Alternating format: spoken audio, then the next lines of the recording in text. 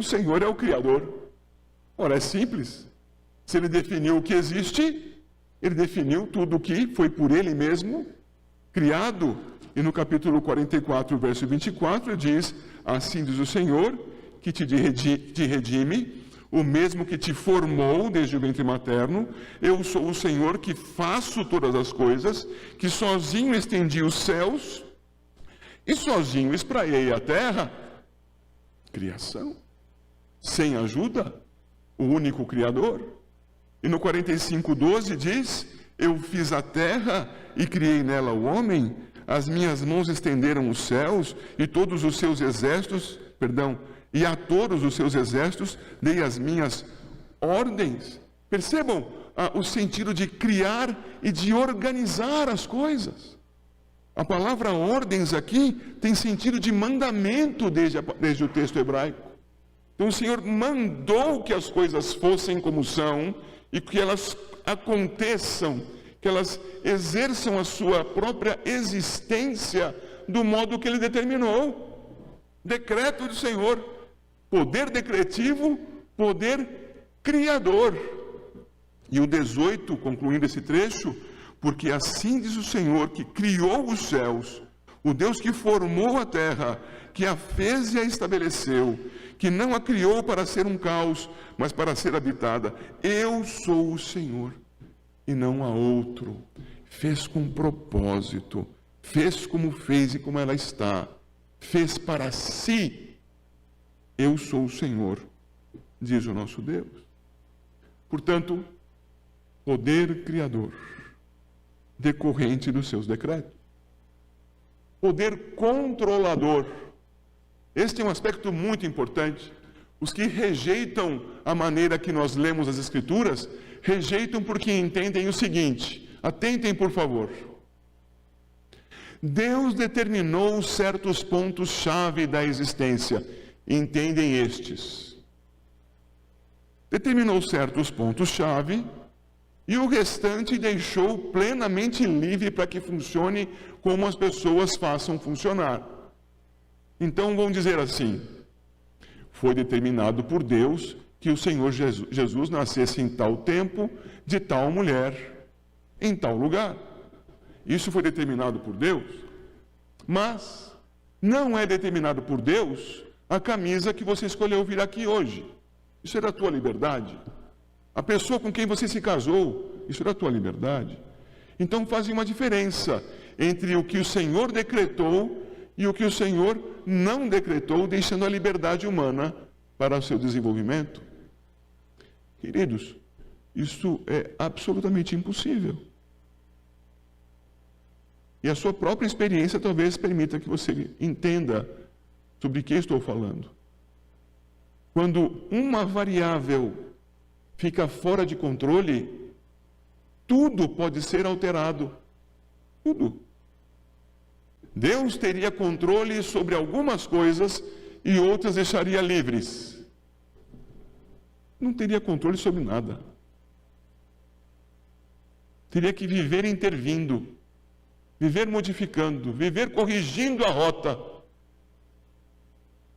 Aqui entre nós, negar o decreto eterno é afirmar que existe um Deus que está sempre precisando corrigir os próprios planos.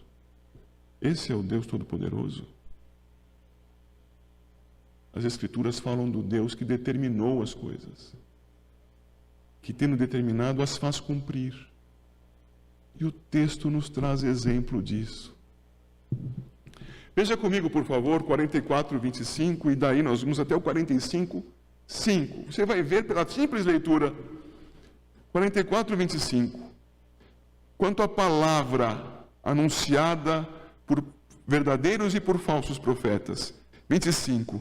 Que desfaço os sinais dos profetizadores de mentiras e enlouqueço os adivinhos, que faço tornar atrás os sábios, cujo saber converto em loucuras. E agora o inverso, que confirmo a palavra do meu servo e cumpro o conselho dos meus mensageiros. Ora, por que age assim? Porque decretou que isso chegasse até esse efeito. Ele não está corrigindo rotas, está levando a efeito o próprio plano. O texto segue e diz, 26, que digo de Jerusalém, ela será habitada. Veja, isso não é uma hipótese, é uma afirmação do que acontecerá.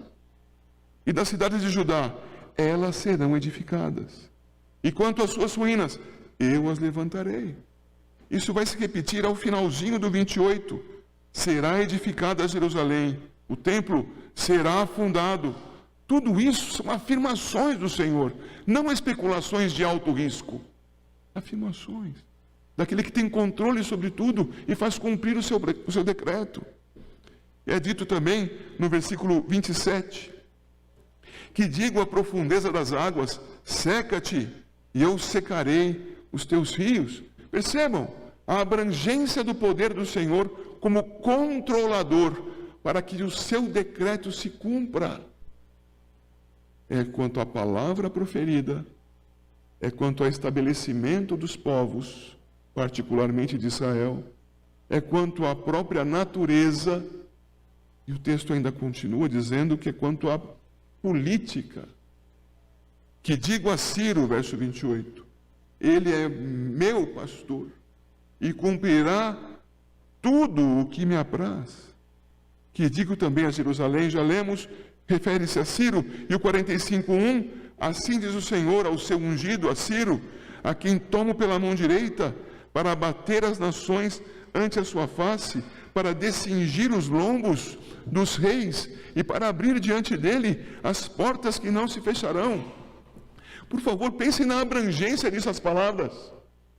Ele está para levantar um homem que vai agir poderosamente sobre exércitos, sobre os seus próprios súditos, sobre a riqueza do seu próprio império, sobre a grandeza dos cultivos de alimentos, sobre os inimigos aos quais enfrentará, sobre a grande quantidade dessas pessoas que o enfrentariam, sobre as vitórias. Há inúmeros detalhes e variáveis disso tudo.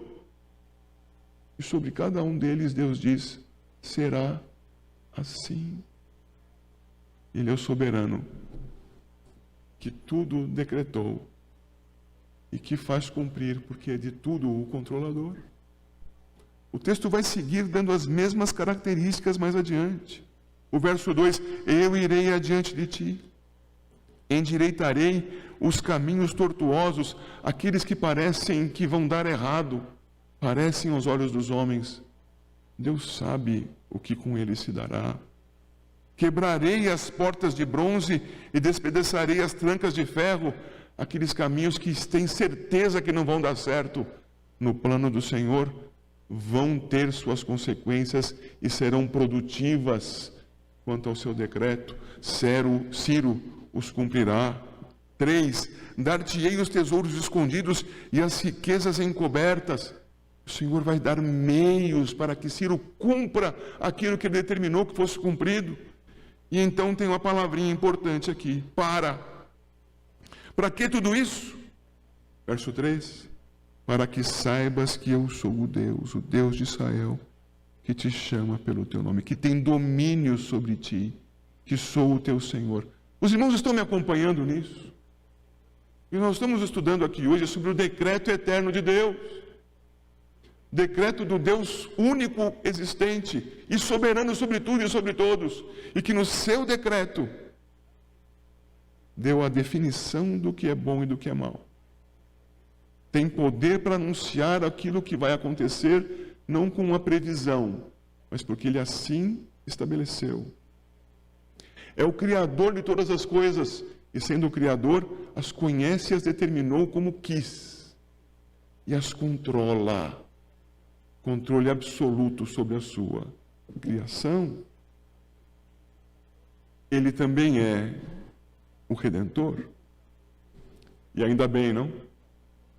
No capítulo 44, verso 24, ao princípio é dito, assim diz o Senhor que te redime.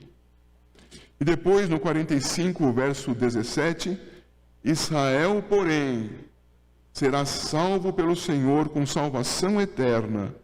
Não sereis envergonhados nem confundidos em toda a eternidade. Mas como isso?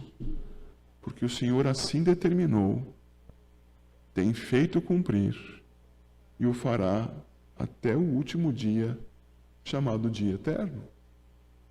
O Senhor é o Redentor do seu povo, o nosso Redentor, porque assim determinou fazer. E então o texto nos mostra nos versos 5 e 6. Veja lá. Eu sou o Senhor e não há outro. Além de mim, não há Deus. Eu te exigirei, ainda que não me conheces, para que se saiba até o nascente do sol e até o poente, que além de mim não há outro. Eu sou o Senhor e não há outro. Por que tudo isso, irmãos? Porque Ele é o centro. Deus, passo por tantas dificuldades da minha vida, não sou eu o centro? Deus, por que que as minhas questões diante de Ti não são resolvidas como eu te peço? Não sou eu o centro? O Teu amor não te move em meu favor?